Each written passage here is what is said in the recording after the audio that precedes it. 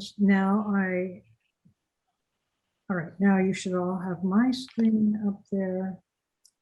Okay, and I'm going to turn my webcam off. Stop video. Put that over there. And now it's my pleasure to introduce Lyn Hancock to you. Lyn is the person who's been talking, as you've heard. She is our speaker tonight. She is an accomplished writer, having published 20 books at least. And tonight she's going to be reading from one of the books, Looking for the Wild, as she recounts a trip that she took with Gus Yaki 40 years ago. It's very fitting that she helps us to remember Gus at this time, 1 year after his passing. And I think you're going to find this is a fascinating trip that they took all around North America. So over to you, Lyn, and there we go.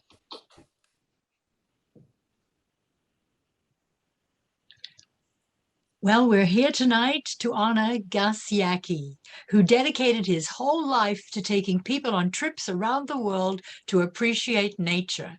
Thank you, Gus, for taking me on this 30,000-mile naturalist journey around North America looking for the wild. You know, Gus described himself as just a little boy who loved birds. Well, in contrast to Gus, my interest in birds began as an adult. Dramatically, unbelievably, by chance. After 2 years traveling around the world, I was picked up in a restaurant in Vancouver by a tall, handsome UBC student, Lyn Hancock, and invited out on a date. Sorry, this is my last weekend in Canada, and I am here to catch a boat home to teach in Western Australia. And I added a bit cockily, I have been invited to fly to the west coast of Vancouver Island in a private float plane to a private island. I can beat that. So this brash young man, come to my private island in my private float plane and count bald eagles. Well, at that time, I confess I didn't know an eaglet from an eagle from an egret, but it sounded like the last exciting thing I would be doing in my life. So we ferried to Vancouver Island, God's country he called it, and then flew in his tiny two-seater float plane to the islands of Barkly Sound. My job was to count eagles and to mark their nests on a map. And I'm going to read you a couple of paragraphs from There's a Seal in My Sleeping Bag, my first book. The constant change of focus between the horizon and the map on my knees, as well as the turbulent air conditions, were doing dreadful things to my stomach. And then, at a particularly bumpy moment, I couldn't believe my ears. Over the roar of the engine, David was saying, "You are the first girl I've taken up in this plane who didn't get sick. You Aussie girls are tough. Marry me." A couple of weeks later in Australia, I did. And my first wedding present, delivered to the church during the ceremony, was a live Australian wedge-tailed eagle. My interest in birds had begun. Back in Canada, I got my first orphaned wild animal. And it was Sam, a fur seal born on the Pribilof Islands, but stranded on Vancouver Island during the fur seal's annual migration south from Alaska to California. And it was this, my first book, There's a Seal in My Sleeping Bag, that interested Gus to invite me on his nature trips. So it's not just about fur seals, but it's about eagles and seabirds as well. Now, I had met Gus Yaki at Bathurst Inlet in the Northwest Territories, a prime birding spot, by the way, if you want to go there, but also the home of the last Inuit to live in the traditional way. Gus asked me to join him on his trip around wild America. It's for fishing as well as for birders, but go if you can. And in 1983, I was to reenact Roger Tory Peterson and James Fisher's trip that happened 30 years before in 1953. And they wrote a book called Wild America. And here is, hopefully, a photo of Roger Tory Peterson on the left and James Fisher on the right from their book, Wild America. Now, here's the route. We went from Newfoundland in Canada to the Pribilof Islands in Alaska, follow the orange line. And I'm going to read the first part of chapter 1 of that book. We are in Cape St. Mary's on the right hand of the map in Newfoundland. And dearly beloved, as we are gathered together in the bus, Gus intoned facetiously from the wheel of his rented van as we left St. John's and turned southwest across the Avalon Peninsula, let's start reading Wild America. Although we'd all read and reread Peterson and Fisher's book before, we were to read it again daily on the trip. April the 12th, the first day of our expedition, set the routine for the next 100 days. Bird walk before breakfast, read what Peterson and Fisher did on the same day 30 years before, explore their destinations and add more of our own, lunch on the trail, usually overlooking some body of water or a park or a sewage lagoon or a cemetery, all good birding spots, dinner and check in to a motel on the edge of town at night, again preferably in some birdie area, reread Peterson and Fisher at night to compare and contrast our experiences, bird walk again at midnight, well, for dedicated types like Gus Yaki and a girl from Australia called Tess Clute and Miss Smith. And then we started at Cape St. Mary's. We stepped into another world. You hear them long before you see them. An incredible din of cries and whines, croaks and squawks, growls and gargles. It's like a symphony, said Tess, an undercurrent of guttural roars, the bass tones, and above those, the screams, the tenor tones. And then the wind shifts. You round a bend in the headland or drop behind a hill, and the din stops abruptly, like a radio shut off. Only the sound of the surf crashing far below remains. You see them long before you recognize them. Blizzards of birds, wheeling, whirring in the air, rafts of dark shapes bobbing, clogging the waters offshore. And then the mist lifts, and you get a quick glimpse of the stack, a giant rock chimney severed from the land by a narrow chasm covered with gleaming white pearls. And then the pearls lift from the cluster and become snowflakes, and you know that you're seeing a veil of northern gannets, large pelican-like birds that set up their summer homes each year at Cape St. Mary's, Newfoundland's largest gannet colony. And while Gus leaned dizzily over the cliff edge, counting the numbers and the species, the rest of us remained amazed by the amazing spectacle on the stack. Thousands of gannets in their most spectacular plumage, gleaming white except for jet black wingtips, saffron-washed heads, and blue-tinged eyes. Some of the gannets were sky-pointing, stretching their necks and pointing their bills to the sky. Gus said, "That means one's about to take off, so he wants to tell those around him, don't jab me as I go. But it can also mean that his mate is nearby, and he's sky-pointing to signal, 'Hi, honey, I'm here.'" The most spectacular gannet display is its dizzying plunge dive into the sea to feed. 6 feet of white wings fold, and the gannet turns into a torpedo, cleaving the water's surface to toss spray 10 feet high. As one plummeted into the ocean, Gus explained that air cells between its skin and the muscles of its neck and the shoulders inflate to cushion the impact, and its bill clamps shut. A solitary murre sat atop a boulder in the middle of the gannet stack, but the gannets appeared unperturbed. The murres stood on the cliff ledges, like books in bookcases, hundreds of feet high. In line, facing the cliff, with white breasts, black backs, and 2 white wing borders like buttons on their tail feathers, you know what the murres remind me of? Men in tuxedos lined up at a urinal. About 20 miles from,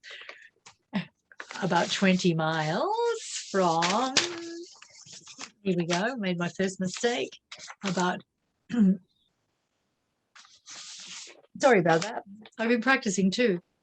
A solitary murre About 20 miles from Cape St. Mary's are the islands of the Witless Bay Seabird Sanctuary, and these islands have the largest concentrations of seabirds in eastern North America, and the largest breeding concentrations of the parrot-like Atlantic puffin. It was a new puffin for me because I'm more used to the orange-beaked Pacific puffin. "Keep your eyes open for your first American bird," said Gus as we entered the United States. "Laris Marinus," said Tess gleefully. "Great black-backed gull." We drove to the Atlantic Ocean to look for migrant birds. They were there en masse, and I understood why they had landed after we got out of the van and felt the brute force of the Atlantic Ocean. I wanted to feel what the birds felt as they were buffeted through the wind and the waves. The sand blasted my face, and I had to push the wind away as if it were a wall. But I reveled in the wildness that was this day in wild America. Now, my bird thrill for the day of arrival was a black skimmer. Skimmers get their name from their habit of flying low over the water, cleaving their knife-like lower mandible through the water to skim off fish. They're the only bird whose upper beak is 1/3 shorter than their lower one. They make short barking sounds too, something like a puppy. But I find color is their most fascinating feature. Their bright red beak, tipped black at the end, and their black head cut off at the eye line by white. Skimmers look as if they have no eyes. I sat next to Gus in the van as we drove through New York. Like me, Gus hates cities. Ironically, New Yorkers have only to stay in New York to see the vast majority of North American birds, and Central Park here is one such pocket of wildness in the cities. Nearby, Jamaica Bay National Wildlife Refuge at the entrance to New York Harbor is another. And here we pass a thick pole topped by a platform, one of 2 man-made nesting sites for ospreys. So now we're going to drive inland to the Appalachians. And it was wildflower weekend. Tess and I sang "On Top of Old Smoky." I better not sing that because I can't sing. On the Great Smoky Mountains National Park. This was the trail of the big trees so loved by Fisher. More than 20 different trees in the Smokies have all set all-time records for their size and their growth. There's the Canada hemlock, the silver bell, the red spruce, the yellow buckeye, the mountain ash. But accustomed to the coastal forests of BC, the California redwoods, and especially the West Australian hardwoods, where I used to live, I was not as impressed as perhaps I might have been. Still, some of these trees on the trail were hard to hug. We got yes, pretty wide trees, hard to hug. It is the woodland wildflowers that have center stage in early spring. And Gus described the details of dozens of plants. He knew the plants as well as the birds. Skunk cabbage is a good sign that spring has arrived. And Easter lilies, the name and the color says it all.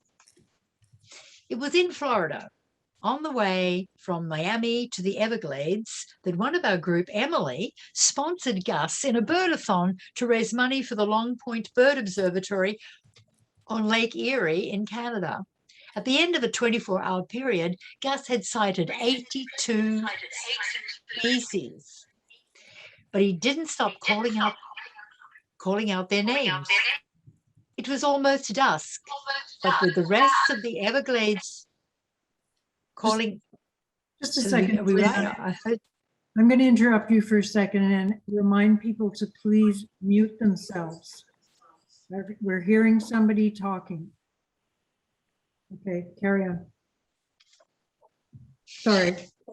So we're at the Everglades National Park, and at the end of the 24-hour period, Gus had sighted 82 species, but he didn't stop calling out their names. It was almost dusk, but with the rest of the Everglades waiting, he had no intention of stopping bird watching just because the birdathon had finished. During the days and nights of driving, it was certainly productive to keep our eyes on the road. An alligator was easy, but then Gus got excited. Hey, there's a soft-shelled turtle on the road. I've never seen one out of the water before. Now, it's easy to see pelicans. They come to see you, especially if you have fish. Pelicans are easy, birds not quite. My favorite bird down there was the tricolored heron. You can see why. They used to call it the Louisiana heron. And it was the crown of Gus's birdathon day. That was his favorite. And then to Florida. And my highlight in Florida was to fly to Fort Jefferson and the islands of the dry tortugas in the Gulf of Mexico. It took the boys, that's Peterson and Fisher, 6 hours by boat to get to the dry tortugas. We went by Cessna float plane in 35 minutes. I'm Russ, said the pilot with a smile and a hearty handshake, and this is my Russ's goose. We'll all do a bit of sightseeing on the way to the Tortugas. And the Tortugas are one of the most isolated and overlooked spots in the United States. Florida Keys is the only place in the United States where the magnificent frigate bird nests. So I hope you go to the dry Tortugas. The sea below seems so shallow that we could have waded to the dry Tortugas instead of flying there. And then the most fantastic sight of all, a fort that grew out of the sea. Fort Jefferson National Monument on Garden Key. It was a total shock to fly those 68 miles of water and find a hexagonal, two-tiered, moated, medieval-looking fort that covered the entire island. It was like walking on water as we strolled around the moat. Galleons of dark, magnificent frigate birds glided overhead. Arthur Cleveland Bent, who wrote the classic Life Histories of North American Birds, said that words are powerless to describe the flight of this wondrous airplane. He said, the most marvelous and most perfect flying machine that has ever been produced. I nearly fell into the lagoon looking upwards in the attempt to look at it and photograph it. Lyn, not yet, not yet. I could bear it no longer. Oh, the most famous occupants nesting on Bush Key are the sooty terns and the brown noddy tern. The din of terns erupting in black clouds from the colony, skimming the surface of the lagoon for minnows, or just hanging in the air above their nests was deafening and all-encompassing. But I could bear it no longer. The limpid green waters of the lagoon below had been beckoning me relentlessly, and Russ would soon be readying the plane for our return to the mainland. So leaving the others huddling around Gus's telescope, I sneaked away for a swim. I wanted to feel wild America as well as see it. I headed for the cell with the do-it-yourself slideshow, and taking a chance that I was the only audience, I watched it while I changed into a swimsuit. Oh, that tropical water encasing my sunburn as I floated beside the seawall. But a bright yellow palm warbler flitted between the cracks, and swallows dipped beside me. Gus, you'd be pleased. Lyn, wake up. You're in panther country. Tess poked me. At that magic word, I shot upright. Panthers? Where? I yelled, grabbing my cameras and reaching for the door of the van. Gus, with an automatic glance behind, lurched to a stop, and I took a picture, not of panthers, but of the new signs that had just been erected on the Tamiami Trail, warning motorists to watch out for them. My companions were far less interested in panthers than I was. Gus and Tess got out of the van, though, and they took pictures of me standing by a painted panther, probably the closest I would ever get in Florida to the real thing.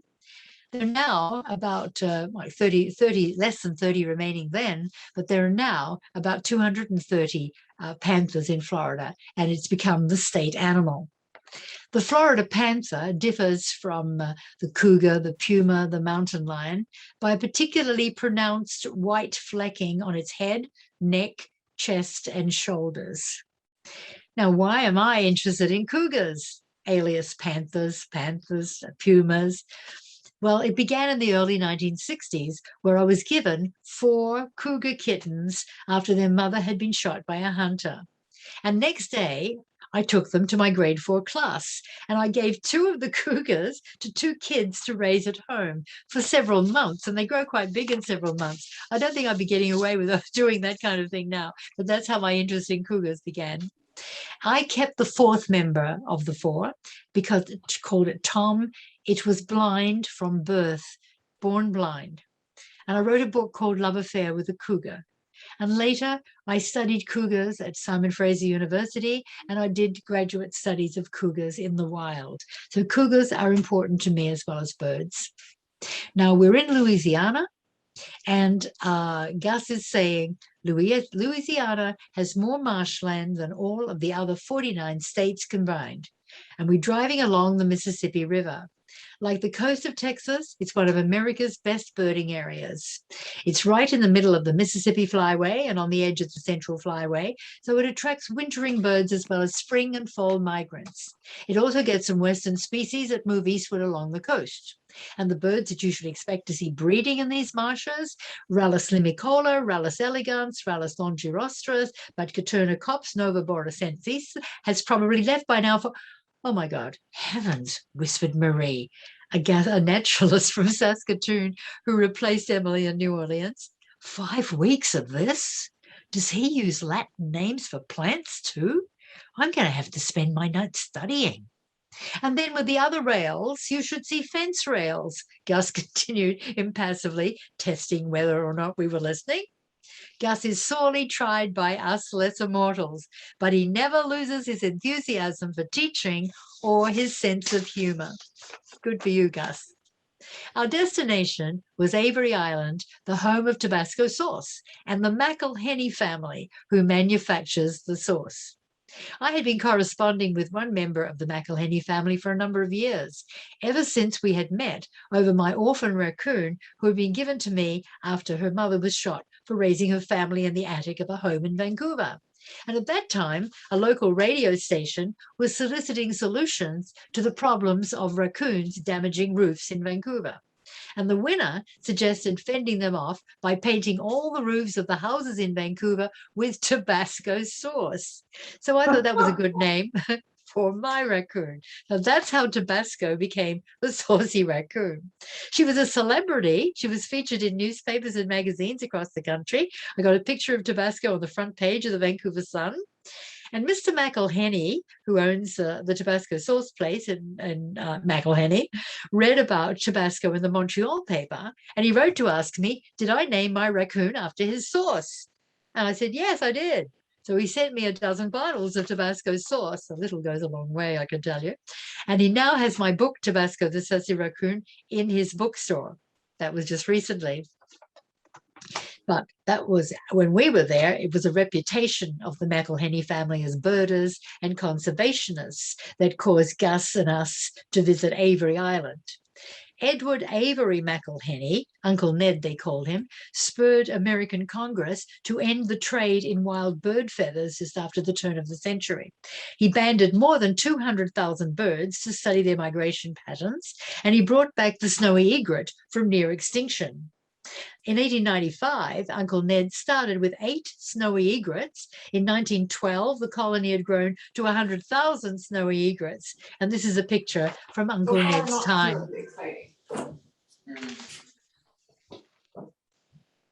That's what the colony looked like in the olden times. And now when we visited it with Gus, this is what the colony looked like now, or in 1983. It probably looks much the same now. And we were on a tour of what's called Bird City's bamboo nesting platforms. Not just snowy egrets, but thousands of great egrets, capel egrets, little blue herons, Louisiana herons, greenback herons nest at McElhenney on Avery Island. Well, another bird that was brought back from the edge of extinction is the whooping crane.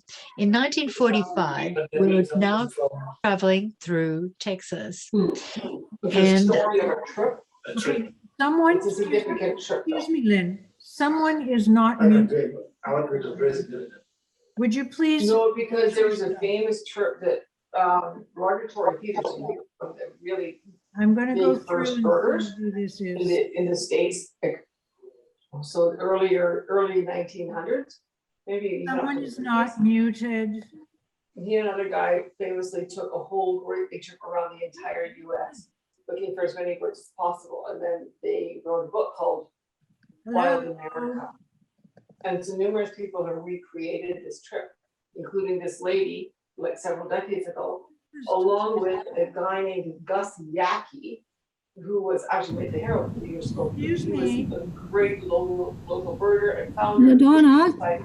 And he died like basically a year ago. So this is like some kind of first tribute to him, because they also recreated that trip. That same that. Shall I start again? Shall I start?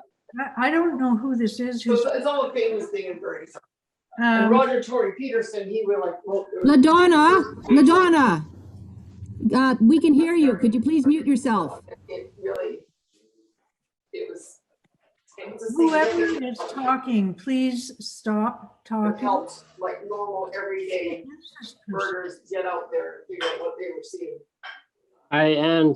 This is Matt Wallace speaking right now. Can you please make me a co-host and I'll just manage the muting of participants. How do I do that, Matt? Go down to the bottom, click on participants. Okay, I think I have to stop sharing first, right? You may have to, but if you just bring your mouse down to the bottom of your screen, the little menu will pop up. No, it's not there. It's up at the top. How do I do this now? Okay, so go down to participants. Okay, wait a minute. Okay. Sorry to cut you off there, Lynn, but Yeah, where do I um, make you a co-host? if you go to my name, there should be something that says more. Okay, Matt, I got you. Okay. Here, co-host, start to make host.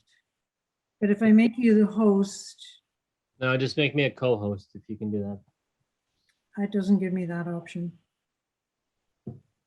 Okay, click host and then there may be a co-host button that pops up. But either way, I'll stay on. Do you want to change the host to Matt? Well, no, I don't, because I'm doing the slides. Yeah, no, you can still share through it, but I'll just manage the participants and stuff, okay? And I'll be on the whole time. Okay, all right, then I'll make you the host. Okay, but now can I go and share? Okay, well, now I can't share my screen. I need to share my screen again. Okay, so you're the host. You're gonna have to make me back the host. No, you can share now. Go ahead. If I click, oh, okay. Here, share. Sorry about that, Lynn. Continue on. Let me get Could we back s- to the right side. Could we start at the slide of the Rio Grande? Yeah, there. There Oh, it is. the one before that? One before that? Yeah, I want to make a joke about Gus. Okay, there's the whooping cranes. That's it. Our trip with Gus didn't cross over to Mexico as it did with Peterson and Fisher, but we did bird back to the Rio Grande, the next one. Yeah. Rio Grande. Next one. That's it. Stay there. It's a great place for owls, said Gus, especially at night. And at dusk, the parakis come out. We'll try to pick them up tonight in Rio Grande City. With a name like Paraki, which rhymes with Yaki, I looked forward to meeting the Paraki that night with Gus Yaki. We did. It was nearly invisible, but tireless Gus picked up a Paraki at midnight in his flashlight. Now, the favorite bird of Tess was the next one. And this is a scissor-tail flycatcher. It's the largest of the flycatchers, and it's Texas's bird of paradise. Tex is a birder who came all the way from Australia to do Gus's trip. And she wrote in her journal that day, the absolute delight of the entire day, the entire trip, is the scissor-tail flycatcher. They're exquisite, graceful, and elegant. We have nothing to match them in Australia. Well, now we're at the wildlife extravaganza at Carlsbad Caverns in New Mexico, and it begins at sunset.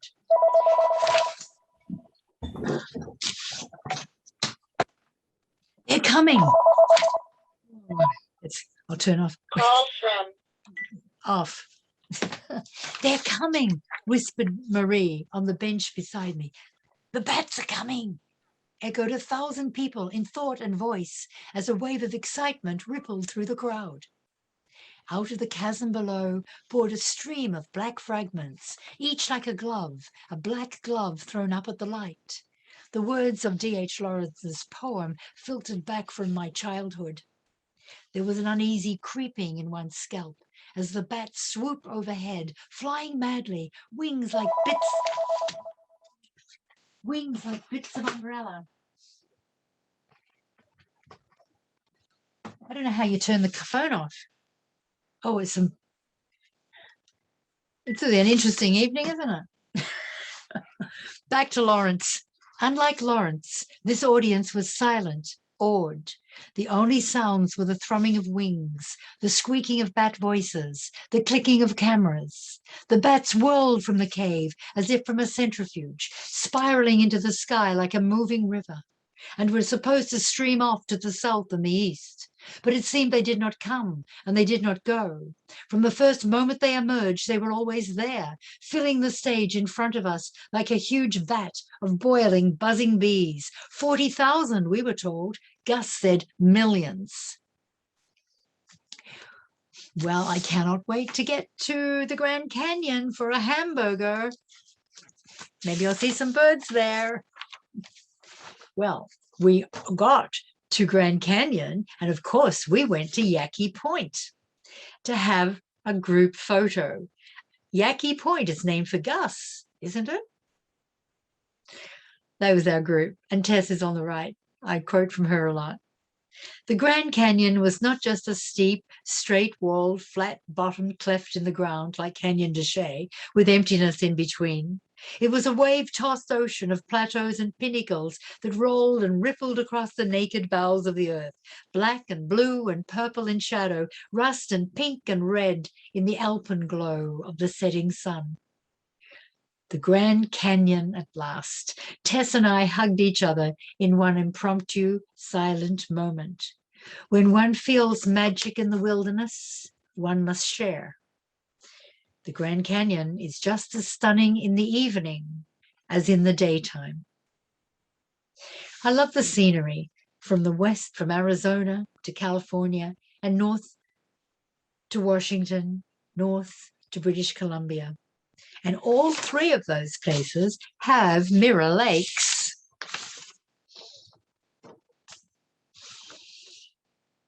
Mirror Lake in Washington. And when we got to California, Gus said, "Extra tomato slice at lunch for the one who sees the first condor," Gus promised, scanning the blue sky at the Sespe Condor Reserve in California. We did not find a condor then, and considering that there were so few left in the wild in 1983, I was not surprised. But 4 years later, in 1987, our condors were officially extinct in the wild. But thanks to breeding them in captivity, there are now over, at this time, 500 condors in the world. Well, I didn't see a condor in California, but I was ecstatic in Morro Bay near Monterey to see a sea otter. I quote from the book, "It was lying on its back by a weed bed. It held up two stubby front paws stiffly, like a hand in a mitten. Occasionally, languidly, he circled his hind feet like a flaring fan." As a result of the fur trade of the sea otters that has the richest fur in the world, the sea otter became extinct in Washington, in Oregon, in British Columbia, but some survived in California. I was very much looking forward to seeing them in greater numbers when we reached those who had survived in Alaska. And my mind went back to 1969, when I was lucky to join a Canadian federal fish boat in Alaska to help care for sea otters that Alaska had given to British Columbia, where they had been exterminated. And there were about 89 sea otters between 1969 and 1972 that were given as gifts from Alaska to British Columbia. And now, in this year, there are 8,000 sea otters in British Columbia as a result of those 3 transplants from Alaska. Back to the book. A sea of islands, a sea of mountain peaks lured us northward and westward to a wilder frontier, a wilder America in Alaska. Fjords, rivers, and glaciers cut into the coastline, looking like black snakes and white snakes from our vantage point in the clouds flying there. We were headed for Anchorage, but this city was to be merely a launching pad for a journey further back in time, west to the Yukon Delta, west to the Bering Sea, where humans and animals used the Bering Land Bridge to enter the New World, west still to the Pribilof Islands, where 20 years before, when I first entered the New World, a fur seal I called Sam had inspired me to a love of natural history, a fur seal that came from the Pribilofs. This final segment of our journey, looking for wild America, would be the climax of our expedition, but a personal climax and homecoming for me. And traveling with us were well-known birders and painters, Robert Bateman, and on the left, and Roger Tory Peterson. Gus had made arrangements with the Yupik Eskimos villagers for tents and food and boats, and we were camped near Old Shavak, where Peterson and Fisher had camped 30 years before. No sooner had we set up our tents when visitors arrived. A villager on a skidoo delivered a painting for Bob Bateman, which had been mailed all the way from Florida. Bob was next to me. And then Teresa, a little girl from the village who'd heard we were birders, brought me a gift. What else? A bird, squashed and dead, but a bird. Birds were all around us. I leaned down to tie my bootlace by a guy rope and whoosh, flushed out a female willow ptarmigan. And behind our tent was a pond with a family of redneck phalaropes. In front was an Arctic loon with chicks in tow. So we were really in birder country. We learned later that the villagers thought that we birders might be from the Fish and Wildlife branch and were coming to take their land. All these people with binoculars looking at birds. We were probably the first people there to do that. So I explained why we were there by reading the pertinent parts of Peterson and Fisher's book, Wild America, to whoever would listen. And now I'm quoting from my book. The Yukon-Kuskokwim Delta is the heart of goose country. A goose biologist by the name of Dennis arrived by dinghy one night to invite me to check emperor goose nests. This is the last nest we'll do tonight, Dennis said, sympathetically, noticing the difficulty I was having stumbling through the mud in my borrowed oversized hip waders. So with his help, I reached the emperor goose nest. But the mother had crept away and taken her chicks with her, all but one. Squeaking, flapping its little wings like flags, the gray, downy emperor goose chick scurried towards me, following me in and out of a thick forest of red mare's tail growing on the island's edge. Dennis scooped up the little fluff ball, an incongruous image of big bearded biologist and tiny chick, and kept it warm in his parka while we wondered what to do. Well, what are we going to do with this little goose chick? He kept it warm in his parka. Finally, he said, let's try to adopt it out. There's another emperor goose nest close. We'll add it to her clutch. Unfortunately, the potential foster home wasn't ready for our border. It'll be another 2 days before its eggs hatched. We'd have to raise our little gosling orphan ourselves. Let's call it Lyn, grinned Dennis, because she and the goose are always in the water. He didn't say hot water. Welcome to the Pribilofs, said the pilot, as he dropped through a hole in the clouds and shuttled us onto the runway at St. Paul Island. And from there we went in boats and buses around. I had come to the islands for the seals and the seabirds. I wasn't prepared for the flowers.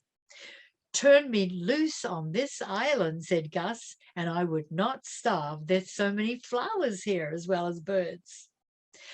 Well, we were birded around St. Paul Island by bus and Gus's Nature Travel Service. The Pribilof Islands earned their nickname, the Galapagos of the North, for the ease with which people can see the birds. There's our group. The climax of the week, as far as the birds were concerned for us, were the high cliffs of the west coast.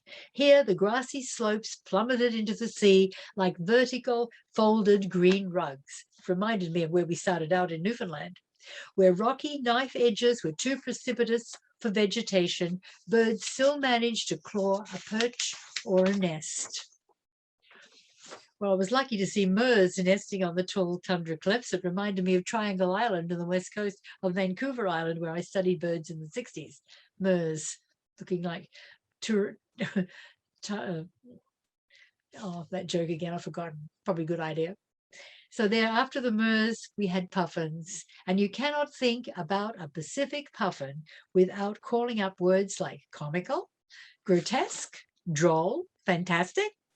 They can be both sad and funny, clowns and judges. Puffins have an eye-catching, personal style about all they do, whether they're digging out turf with their pickaxe beaks or sitting outside their burrows with a face full of fish. I love puffins. We have them on Vancouver Island. The auklets I met on the Pribilofts were droll in appearance too. The crested auklet were new to me. They made weird cries like the barking of dogs. Other observers say they honk like geese or yap like foxes. But look at their eyes. Other observers, they look like all the bizarre auklets. Their white eyes look sewn onto their faces. But the crested auklet's most distinctive feature is their backward waving black plume that causes some birders to call them sea quails. Now, red-faced cormorants were striking too, as are the red-legged kittiwakes. Roger was photographing them in preparation for painting them, and Fisher had said that they were designed for Kodachrome in their book, Wild America. But with my first orphan wild animal, Sam, a fur seal born on the Pribilofts, but stranded and sick at Vancouver Island during the annual fur seal migration to California, I was very eager to see the fur seal breeding colonies. And I was lucky to accompany the fur seal biologist, Kathy, on her rounds of the main breeding colonies on St. Paul Island. Here's a bull with his harem, and it's a tough life being a bull in a fur seal colony, maintaining it for 4 to 5 months with little chance to sleep and no chance to eat, having all those wives and copulating 70 times a summer. So I really love seeing the bird colonies. Suddenly, the sea lion colonies. Suddenly, as I was watching, several dramas burst on the stage at once. This was the 13-minute highlight of my journey around wild America. The cow nearest me began to give birth. Oh my God, I exclaimed reverentially as I grabbed my camera. I watched in fascination as a black head masked by a white plastic-like birth sac oozed from between her back flippers. The new mother wriggled around in a circle, looked over her shoulder at the emerging pup, but otherwise showed no concern or even interest, nor did any of the other fur seals. Another pup born to the left, called Kathy, laconically ticking columns off on her card. I swung my camera to the 9 o'clock position and caught a gull swooping down to pick up the red afterbirth as the next mother bleated, sniffed, or nuzzled her offspring. Look above the 11 o'clock position, called Kathy. Muhammad Ali's copulating. Well, that was impossible to see. With a bull so many times larger than the demure females, the cow's body was disappeared entirely under her male's bulk. I thought she was dead. Only her head was visible. And though I was too far away to catch any facial expression, I grinned and said, she can't be enjoying it. She's probably closing her eyes and in the best Victorian manner doing it for God and the Empire, or perhaps the Tsar. Back below us on stage number 1, 10 minutes from the start of the action, a little black sausage of a pup burst from the sack, and one of the closer females stretched her long neck curiously toward the newborn. Seemingly interested, for the first time, the mother opened her mouth threateningly, bared her teeth, coughed and grunted at the onlooker. Returning to her pup, she made a high-pitched gargling or bawling sound, which the pup responded to. And then she began to nip and nibble on its loose coat, continuing the age-old bonding between mother and young. And then, "Oh my God, Kathy," I yelled. forgetting all about science or reverence for that moment. It was almost too quick to be believed. A neighboring bull, oblivious to the harem master, now sleeping of the isolated territory closest to us, suddenly exploded from nowhere, snatched up the new mother within a few minutes of delivering the pup, and threw her effortlessly into his own territory if she'd been a pup herself. The motherless pup, still wet from the birth sack and bleating pitifully, took a waddling steps towards the only figure it knew in its short life of a few minutes and rolled away into a narrow crevice. Kathy, what can we do? I knew the answer before I asked the question. Nothing, she said realistically, continuing with her notes. I wouldn't mind a picture though if it turns out. We remember Gus because he brought nature to us. But sometimes, if we're lucky, nature chooses to come to us by itself. Far away at the top of the world, here on the Pribilofs in Alaska, I was amazed when a fox started following me. And another time, far away at the top of the world in Canada, a pack line of 9 white tundra wolves came to me. It seemed the world had stopped that day on the high tundra. The midnight sun hung motionless in a baked blue sky. Perpetual snow blanketed the mountains. I can't search the phone. Call from John Patterson. I Call put it from oh, John I put, Patterson. he's a, Call from John Patterson. John, I'm doing a video. I can't.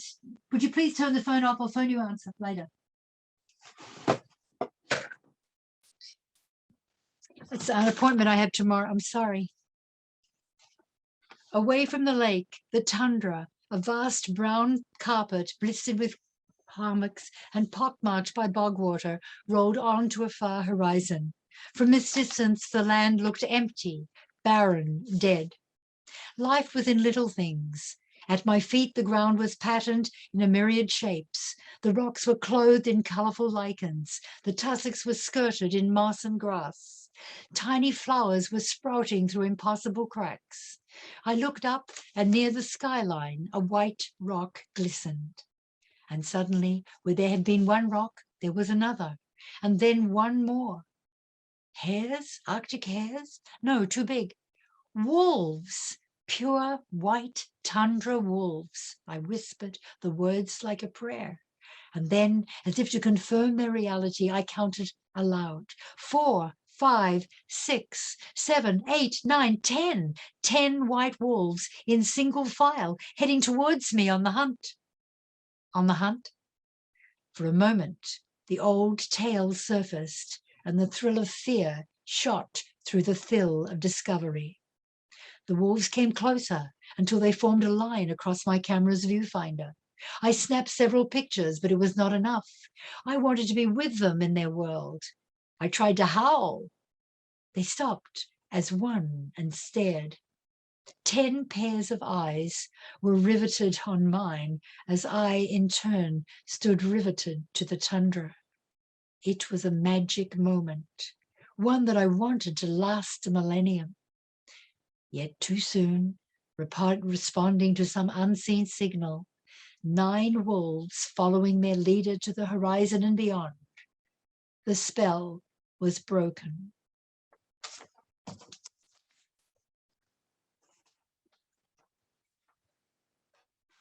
From the far north, that to my backyard in Nanos Bay. But you don't have to go to the ends of the world to find nature. You can find it in your own backyard. I started my life with nature with bald eagles on my first date on Vancouver Island. And now, towards the end of my life, bald eagles for the past 8 years have set up their nest and raised their young in my backyard. And one day, While I was sitting on my at my kitchen table, I looked through the window to see one of the parent eagles flying by, carrying branches of Scotch broom to renovate their nest. I grabbed my point and shoot camera.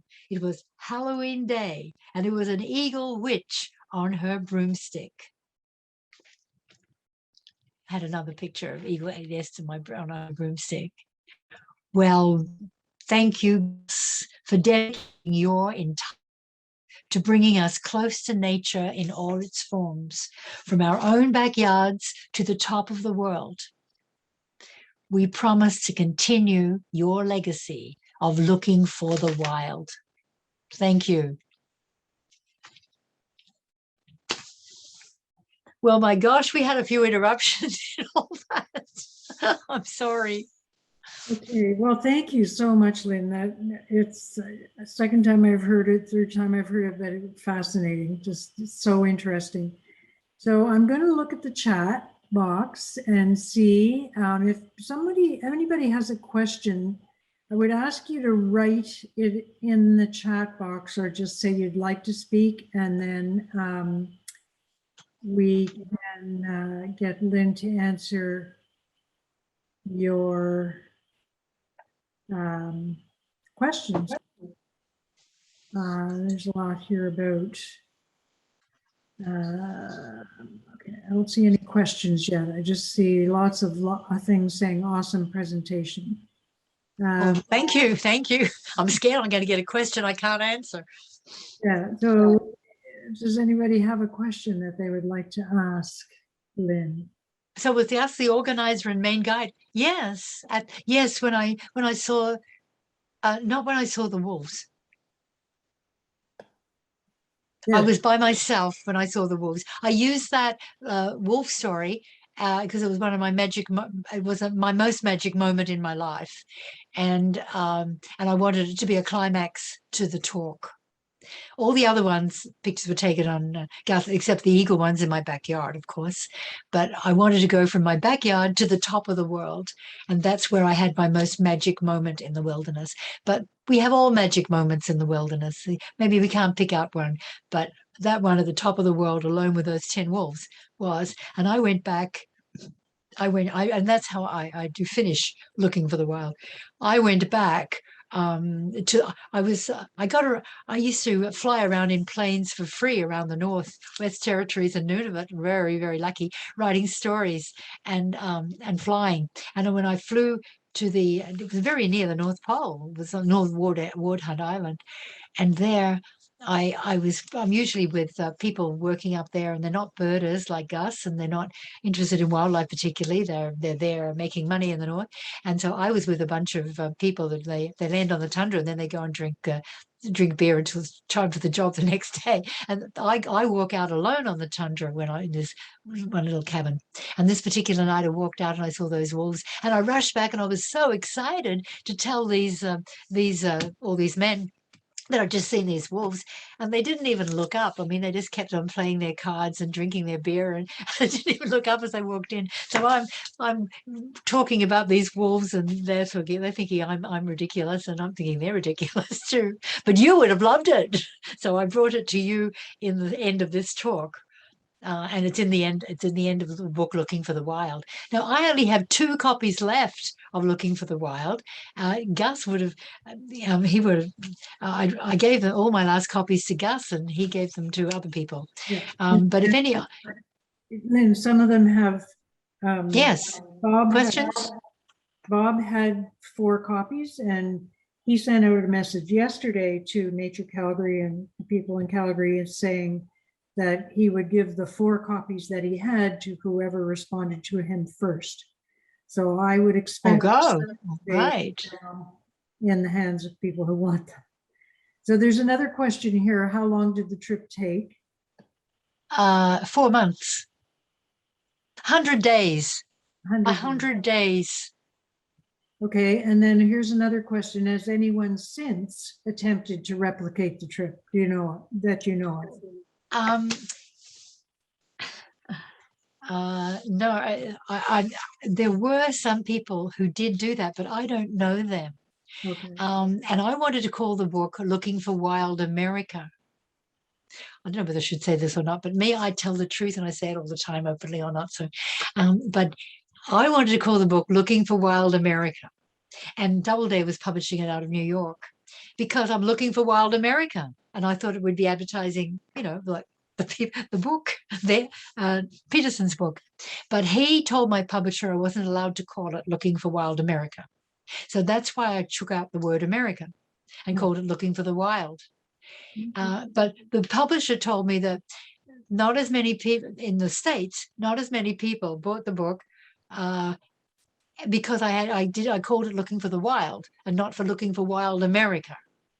So I was a bit disappointed about that, but I actually like the book I like the title Looking for the Wild now, because I want to talk to each reader of the book, and each reader isn't necessarily going to go to America to see their wild. They're going to find it in their backyard, whether it is in Canada or any other country. And I like to read to the reader. So I'm not so angry now. I'm not angry now. Looking for the Wild it may not have sold as many copies as Looking for Wild America, but it talks to the people I want to talk to. And it's the readers that like my stuff that I want to talk and write more books for. So I don't care anymore. Okay, so here's another question. Is there a place you haven't been that you would like to go to look for the wild? I've been right through Africa, but that's a big, big place. And I don't want to go around the States again. I think around South America. I've got a house in Belize, so you know I bought it for somebody else, but they call it my house, and so I go down there once a year when I'm allowed to, when no COVID, and I really would like to go to I'd like to go to Afghanistan, you know, but how can we go to Afghanistan now? I like to go to Tibet. I like to go to the remote places in the world. Where people you think haven't been, or not as many have been. I'm not at all into cities, just like Gus. I've been around Australia, but when I went to Australia, I went in a car. I drove a car around. Before there were roads, I drove around Australia because it's flat and easy to drive, you know. I want to go where there are no roads, no people. Well, the I like you people. farther away from people and buildings, the better. South America, places in Africa that haven't, well, there's too many people in Africa now. But South America, I like all those countries in South America, but not the cities to get around. And places like I would like to go to the top of the world, Mount Everest and Tanganyika and Afghanistan. But now, my gosh, I'm looking at Afghanistan news every night, and so sorry for the people in Afghanistan. It's going to be a long time before I get there. And I wouldn't want to go to any Taliban countries anyway. People. So here's another question. Any tips for a young birder? This is what, see that, could you see that? I wrote a story in Up Here magazine called Birding in Bathurst. And that's where I met Gus, Bathurst Inlet Lodge. And if you can find up here, the possible dream, the 1988 copy, that will be where I would suggest you go, where it's a really different place. Like it's in Canada, you can get there easily. You would fly to Yellowknife or Cambridge Bay, and in Nunavut now. I wrote the first book on Nunavut, actually. It used to be called Northwest Territories. And that may not be too long that there's going to be a birding lodge there. So go if you can, Bathurst Inlet Lodge, because the mum and dad have died and it's the children that are looking after it now. But I don't think I would hope that it continues. Why? Because it's a totally unique place. It's where, you know how the history of white man and the white people in the Northwest Territories and Nunavut in the northern part of Canada. First of all, the Hudson Bay Company went selling their furs, getting their furs to sell. And then it was the church, the Catholic Church and then the Anglican Church. So there was this competition between the Hudson Bay Company and the church, who was going to get there for either the souls or the furs of the native people. And so every particular in a community in the in what they call now Northwest Territories and in the Nunavut. They started with the Hudson Bay Company and the church. Now, at Bathurst Inlet, it's the last place where the Inuit lived in the old way, where they came in to sell their furs at Easter and Christmas and times during the year at the bay, and went to the church, and then they would go off and they live on the land again, driving around with their dogs. And then some of them started to live and stay around the church and the bay. And from there are now the settlements. So it's the last place where you can find how it used to look. And the last people, well, in the last couple of years, actually, the last family are now spending their winters in Cambridge Bay and their summers in Bathurst Inlet when they take birders around. So look up Bathurst Inlet Lodge. It's my hint for today, my advice for today. Go to Bathurst Inlet Lodge. Okay, thank you. Okay, Bob says the books are all spoken for, so that's. Oh, I've got a question. Yeah. If the worry about writing books is what are you going to do with them? Like I've got 3,500 copies of Tabasco the Saucy Raccoon, and I've wasted my whole year wondering what to do with them. If you want some, please, I'll give you a free book. Anyway, if you buy one, get one free. Tabasco the Saucy Raccoon, because the publisher died, and she had a wildfire, and I got left with 3,500 copies of the book. I bought them, but at a low price, so I can sell them at a low price. But that I'm not into birds. I don't want to be selling. I want to be writing books, and I haven't written any book this year or the last year or the last few years. I would like to get to writing one, and now I've forgotten what I wanted to write, and I forgot what I wanted to say. Is that awful? I wish it wasn't so natural. Well, while you're thinking about that, I have another question for you. Would you consider taking a guy on guided positions with specialized travel companies, or maybe you do this already? I wouldn't be a bird guide, like, duh, I don't know enough to be a bird guide. Okay. But I would guide people around. Oh, I'll tell you where I'll take you. If you want to go down to Belize, I'll take you around and give you a place to stay. Or if you want to go sailing on the Nile, there's a lot of birds along the Nile. And in a felucca, Felucca, it's a sailboat on the Nile, like they had in the olden days. Why? So no, I would like to take. I would guide a group. I've got a house there too. I built for other people, and so if anybody would like to do on a trip around Belize or a trip around especially the Nile, where you can go down along, you can sleep on the boat or you can sleep in a tent offshore, but there's so many birds along the Nile River. You learn about, when you think of Egypt, you think of the pyramids. Oh, that bores me going to those places. They just piles of cement, etc. I mean, I've done all that. No, I go to Egypt for the natural history along the Nile. So if you do want to take a trip down the Nile, phone me. Okay, and one more question. Were you always a writer, or how did you get into writing nature books? Oh, I was always interested in English, top of the class in English, and I always wrote a diary. Now, I don't know whether I could show, I guess I can't show you this. I have got, oh no, I guess I can't, how do I get the camera around? Oh yeah, no, you can't. I'll try to take a picture. I would have to lift up the, oh no, I better not, oh shit, I better not do it. No, I won't do it. Now I've lost everything. What have I lost? Now I'm doing, I can't see you. Yeah, well, we can see you. We can see you. It's okay. Oh, can you? Oh dear, I'm looking at inbox. No, I'll get out the inbox. Ah, don't touch anything on your computer. Don't touch it. I want to thank the host. I want to thank Ann Belton, because you wouldn't be having this tonight if it wasn't for Ann Belton. I think I'm a good writer and a speaker, if you want a natural speaker. And I probably wouldn't win any prizes at that, but still, I am hopeless at computers. I'm hopeless at that type of stuff. But so I wouldn't know what to do with this. So if it wasn't for Ann Belton, you wouldn't be having this show tonight, because I wouldn't know what I'm doing on the computer. I have to tell you that every time we've been, and Lynn and I have been on Zoom many, many, many times preparing for this. And every single time It's been good. touches something on her computer and Nothing everything wrong. goes. And then I had these phone calls because how do you turn? I've got a wall phone. I've got a cell phone, had it for 2 years, paid $1,000 for it, Samsung Galaxy, but I've never used it yet because I'm no good at technology. So I have a wall phone. So what you heard to interrupt the program was the Panasonic on the desk phone, right? Anyway, Okay, what was the question?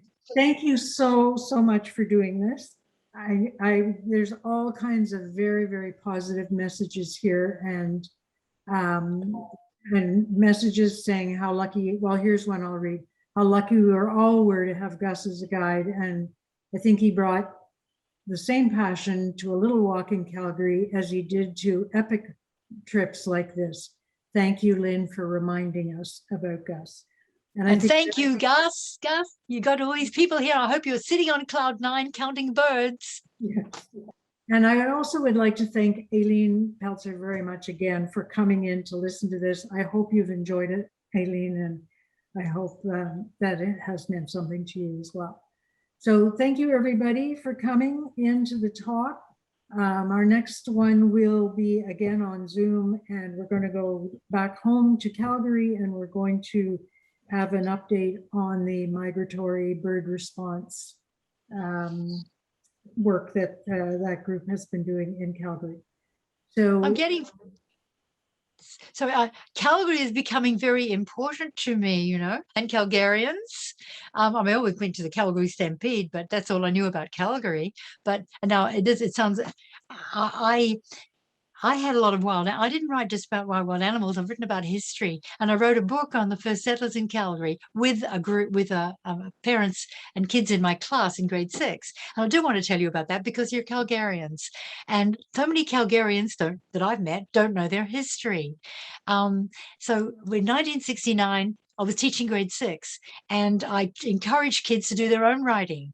Bring something to me to school that you can interest you and that you can write about. So some kids brought a ring to school, and this ring was different. And when I'm teaching writing, I say, well, or what's different about it? Ask questions: who, where, when, what, why? And as their own story comes out in their own right themselves. And so these 2 kids brought this ring to school. I do want to talk about that. Oops, here it is, because it's Calgarian. They brought this ring to school, and then you ask, well, what's different? What's different about it? Who, where, when, what, and why? And the story of Sam and Jane Livingston, the first settlers in Calgary, came out, and nobody's written a book about that, or written stories, but not a book. And I would love somebody to make a film on this story, because here's a magic thing.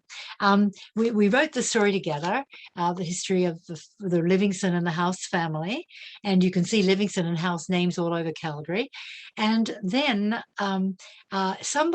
there was a first book called Tell Me Grandmother. This is a miracle. What should be a movie? So this miracle was Sam and Jane had 14 children, and number 13 was unlucky. He was called Sam Livingston II, and Sam Livingston II died when he was young, a baby. And so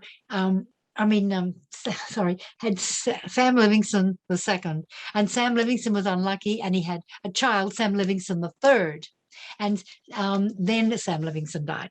So Sam Livingston III was adopted out. It was easier to give away a boy than a girl, and so the wife couldn't afford to keep 2 children. So Sam Livingston III grew up. He called Sam Letourneau. He didn't know he was adopted. And so his real name, Sam Livingston III, but he was called Sam Letourneau, and he was lived his life in Chemainus, which is near where I lived in Mill Bay. And when Tell Me Grandmother, the first book came out, his daughter bought it, and it talked about this missing grandson, Sam Livingston III.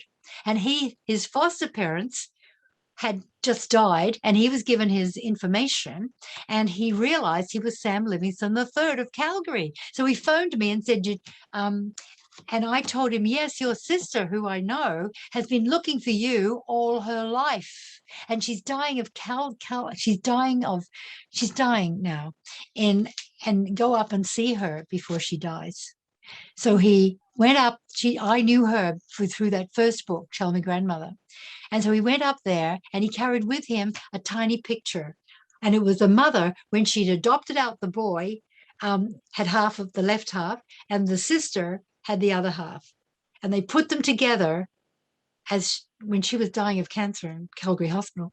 And that proved that they were related. And now Sam Livingston III, he's dead now too, was so happy that his story could be told, because now he has Livingstons all over the world, North America anyway, and Livingston, Wisconsin is named after this family. So I don't know how many people that I'm talking to now know about the history of their town, Calgary. But if you want to know it, read the book. Well, you can get it on ebook too. It's the only ebook that I've done. I'll do an ebook of Looking for the Wild if there's any need, or if anybody wants me to. I can have somebody else do it. Okay. Thank you very Bye. much. Lynn. And thank you everybody for showing up, and we will see you next month. And I think, Matt, because you're the host, you need to end this because you're now the host. Okay. So thanks, Lynn, and I will be in touch with you. Okay. Bye. I'll drink to that. Gin and tonic. Yeah, put some gin in that now. Okay. So Matt, can you end the show, please? Because that'll end the recording as well. Hi, Gail. Okay, thanks so much, Lynn. Have a good night. Thank you. Right. Thank you. That was marvelous. Just marvelous. Thank you for sharing. Thank you, Gail. Good night. Good night, everyone. Aldabel, that's an interesting name.